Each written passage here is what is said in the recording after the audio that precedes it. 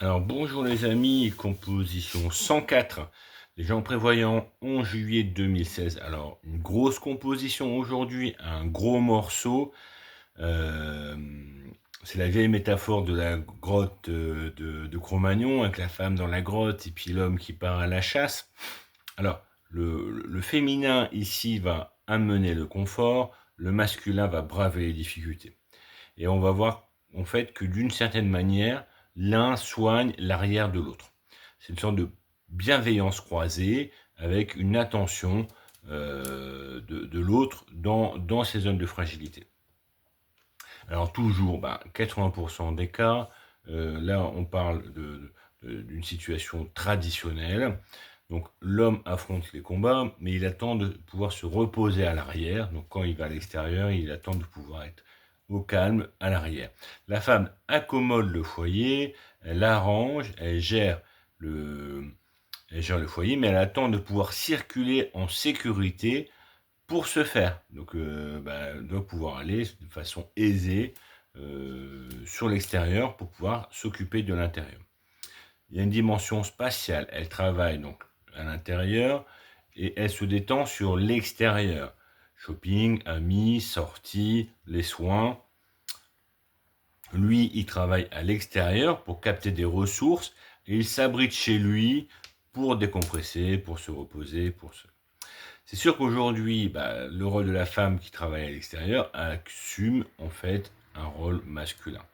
Et inversement, les hommes qui s'investissent dans leur domicile euh, s'occupent d'un rôle féminin. Bon, c'est une composition décalée pour notre époque, ou du moins décalée pour le système français, mais il est nécessaire de poser l'église au milieu du village et savoir de quoi on parle. C'est un peu aussi tout le travail de notre ontologie, de poser les choses en respectant ceux qui ont librement choisi ce modèle de vie. Voilà, leur liberté vaut celle des autres. On commence tout de suite, je dis c'est une grosse composition, il y a beaucoup de choses à dire, masculin, féminin et les rapports de genre. Alors, le masculin, ça va être une question de sécurité, surveiller, alerter, influencer. On va revenir finalement aux trois grands pôles qu'on peut retrouver aussi au niveau d'un État, la diplomatie, les renseignements généraux et l'armée. Alors, les renseignements généraux, c'est savoir quelles sont les nouvelles lois qui nous concernent, ou quelles lois utilisent pour faire ce qu'on veut faire. Par exemple, je vais mettre des panneaux solaires, je vais me renseigner sur les lois qui ont lieu, voir les nouveaux voisins, on influence, on évalue les risques des personnes autour. C'est une démarche de 360. Bon, qu'est-ce qui se passe autour de nous? Qu'est-ce qui se passe autour du foyer? On voit très bien l'homme de Cro-Magnon qui vérifie qu'il n'y a pas d'ours ou de tigre des cavernes auprès de chez lui. Alors, la diplomatie ici, influencer, dialoguer, interchanger, c'est amener l'autre à un endroit acceptable pour nous ou l'amener à faire ce que nous, on a envie de faire, quitte à négocier quelque chose. C'est les fameux terrains de chasse de l'homme de Cro-Magnon qui s'embête avec la tribu d'à côté. C'est un classique des films de l'époque.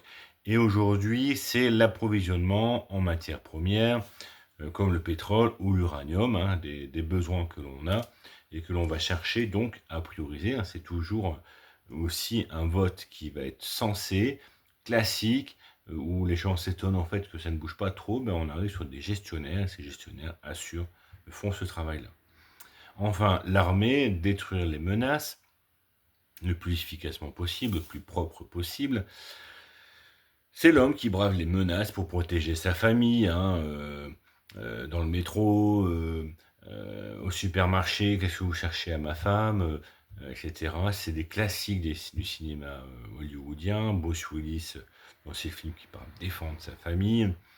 C'est aussi une histoire propre et c'est quelque chose de très naturel. Et je prends un exemple animalier pour voir à quel point c'est quelque chose qui est dans les profondeurs de nos instincts. Mais j'avais une poule et un coq qui étaient hors de l'enclos sur la route et il y a un chien. C'est le cafetier qui a un chien pour défendre son commerce. Il le promène, il était en liberté. Le chien, il a foncé. Et il a croqué le coq. De temps de mouvement, le coq était mort. Mais le geste qui m'a marqué en fait dans cette scène, et je pouvais rien faire parce que c'était hors de ma culture, etc. Le coq part au devant du chien, et la poule Mmh. s'en va dans l'autre direction. Donc le coq va affronter le danger, là, il en est mort, pour défendre la fuite de sa poule. C'est pour montrer que c'est quelque chose qui est fortement inscrit pour nous, et c'est quelque chose qu'on va entendre beaucoup dans la question de la sécurité. L'homme devient violent, et c'est un peu son rôle de défendre le foyer. On est sur du classique, hein, on exprime finalement de quoi on parle quand on parle de tradition. En face, le rôle du féminin, bah, ça va être le fameux triptyque paix, joie et bien-être, qui est aussi un très grand classique du cinéma hollywoodien, des choses de la littérature, etc. Donc c'est le fameux cliché de l'homme qui se repose à la femme qui le sert, hein, en sachant que bon, bah, il y a une complémentarité des rôles, hein. Donc euh, il y a la répartition du travail extérieur qui est rémunéré avec un travail domestique. Donc on retrouve même ça dans la crèche de Jésus, où l'âne symbolise le travail à l'extérieur, parce qu'on emmenait les marchandises au marché avec l'âne, et le bœuf était le travail domestique, c'est ça qui permettait de retourner le champ et de se nourrir. Donc on est vraiment sur des grands classiques qui traversent les âges, et qui pour moi méritent du respect, ne serait-ce que par ça. Et pour les hommes et pour les femmes, hein, parce que bon, ben, ce travail domestique était quand même une grosse charge, et je le dis sans cynisme aucun. Alors, on va détailler quel est ce travail domestique et de quoi on parle. Alors, tout d'abord, bien sûr, il y a la question de l'hygiène, de la propreté, le nettoyage. C'est un lieu sain où on ne tombe pas malade, et on va même aller s'y soigner. À l'extérieur, ben, on a été blessé ou on est tombé malade sur l'extérieur, on vient là se reposer pour dormir, pour refaire ses forces.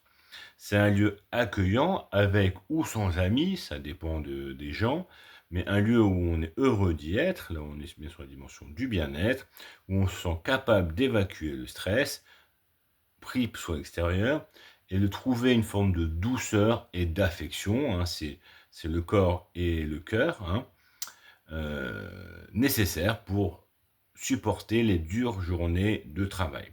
Le féminin ici canalise et les gère les enfants en laissant un espace de tranquillité à l'homme, la fameuse caverne de secours. Enfin, c'est un lieu de recul et de réflexion. L'expression est toujours une grande dame derrière les grands hommes. On parlait de ça de la femme de Gaulle. Là, c'est une question de bien savoir ce qui se passe, d'être au conseil de son homme, etc. Alors, c'est sûr que quand je vois passer le rôle féminin et masculin, et des fois, ben, j'entends en fait que des femmes gèrent les deux en même temps, et c'est sûr que c'est déséquilibré dans ce rôle. Moi, je me sens assez libre de parler là-dessus. Personnellement, j'ai plutôt une activité féminine. Je suis plutôt à domicile et gérer un écolieu. Je reste beaucoup sur place, maintenir un lieu en état fonctionnel, agréable. Bon, bah, ça, c'est des choses que moi-même je fais. Vous voyez, j'ai plutôt une activité féminine pour le lieu. Alors, on passe tout de suite à la troisième partie, les rapports de genre, féminin, masculin. Alors, quand le masculin dysfonctionne, la maison est nue et propre, mais c'est la pauvreté à l'extérieur. Les services sociaux, les aides sociales, euh, les maladies professionnelles, souvent c'est aussi un certain nombre de mauvais choix qu'il va faire. Il va pas anticiper les difficultés, puis il va se péter le dos à faire de l'intérim, ou tomber malade à faire des boulots très exposés, et le faire sans précaution. Il est diminué à la charge. Souvent, bon, bah, c'est le classique, hein, de la nana qui galère à faire sa journée, à tenir tout, et puis de l'homme qui reste dans son canapé parce que ben, il a ça comme problème. Ensuite, quand le masculin est un cas féminin dysfonctionne, professionnellement, ça va. C'est quelqu'un qui est même des fois en vue. Il peut faire une belle carrière. Il est estimé sur son milieu du professionnel. Mais la maison, c'est triste. Elle est dépressive, elle n'a pas envie, elle est dégoûtée sans cesse, dans une forme de gourmandise, tout le temps en train de chercher dans les reproches les raisons de son mal-être.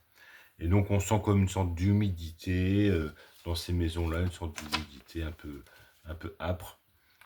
Quand les deux dysfonctionnent, ici on attend. Alors c'est un peu le caractéristique, mais ça peut être des très riches ou des très pauvres, c'est des gens qui attendent.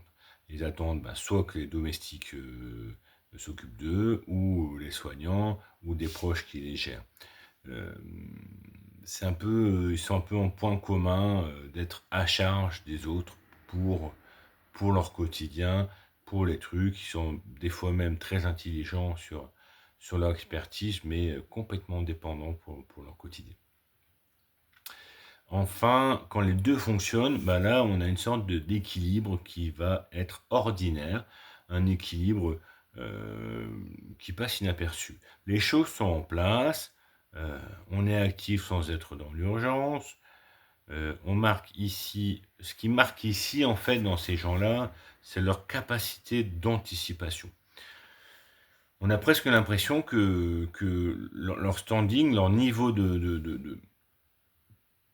leur niveau de travail est naturel. Et que tout le monde devrait faire ça, et en fait, c'est quelque chose qui relève quand même de travail très difficile. Il y a un problème au travail, il l'avait anticipé, il cerne les gens, il cerne les sources de difficultés, et comme il a anticipé, ou il se met hors de portée, donc souvent, c'est des gens prévoyants qui vont être en seconde ligne, on recule, ça va être clairement, par exemple, sur les BTP, il y a le type qui conduit les engins.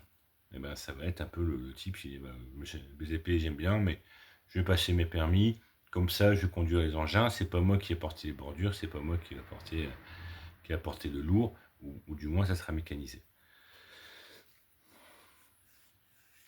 Et à domicile, des fois on est invité et quelqu'un ou vous-même, vous êtes reconduit gentiment à la porte, un peu au milieu de la soirée, etc.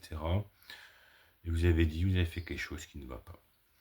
Et vous ne savez pas réellement ce que c'est, ils ne prennent même pas le temps de vous expliquer, c'est une forme de... Il y a une sorte de flow, une sorte d'aisance, de banalité, on vous emmène, c'est l'eau du bain qui vous emmène. Et donc voilà, alors c'est des gens, il y en a quand même beaucoup, on les montre un peu comme si c'était évident, mais ça ne l'est pas, et ça crée beaucoup de frustration chez ceux qui n'arrivent pas à leur niveau, donc souvent ils sont enviés. C'est des gens qui n'aiment pas l'urgence, qui sont pas casaniers dans le sens, mais ils aiment bien avoir un recul, avoir une journée d'avance. Moi je sais pas, une journée d'avance, moi j'aime pas qu'on me prévienne le jour même.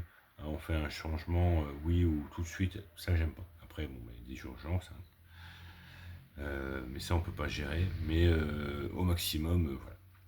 Alors, pour conclure, une longue composition, j'espère avoir décanté le sujet un peu compliqué, un peu tordu.